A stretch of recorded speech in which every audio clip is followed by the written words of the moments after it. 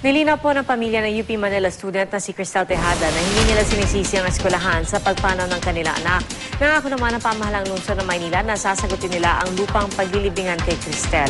May ulat on the spot si Trisha Zasa. Trisha? Pia, bumisita ngayong umaga yung mga tauhan ng DSWD Manila dito sa burol ni Cristel Tejada para magpaabot ng pakikiramay pati na rin tulong sa pamamagitan ng pag-aasikaso sa funeral services ni Cristel. Sasagutin daw Pia ng pamahalaang lungsod ng Maynila yung pagpapaayos sa lupang paglilibingan pati na yung nitso sa Manila North Cemetery. Sa Sabado, Pia, nakatakda ang libing ni Cristel. Mahirap pa rin daw para sa pamilya yung pinagdadaanan nila ngayon pero kahit papaano raw ay naiibsan ng mga tulong at pakikiramay mula sa mga kaklase at guro ni Cristel sa UP Manila.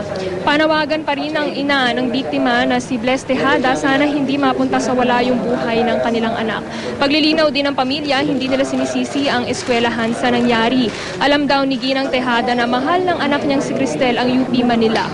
Maaaring may kailangan lang daw maliwanagan sa sistema at mga polisiya sa bayaran ng matrikula ang kailangan silipin matapos ang masaklap na pangyayari.